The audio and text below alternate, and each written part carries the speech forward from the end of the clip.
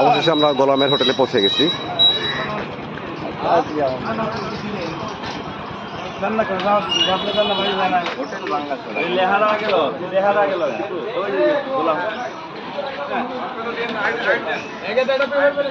কোন দিকে আনছে লোক গেছে ওদিকে গোলাম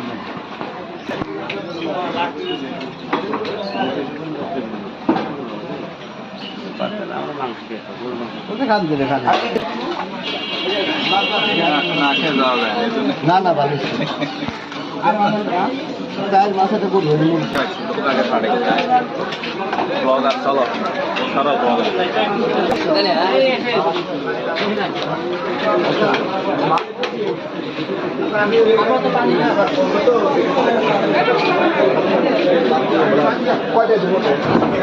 এদিকে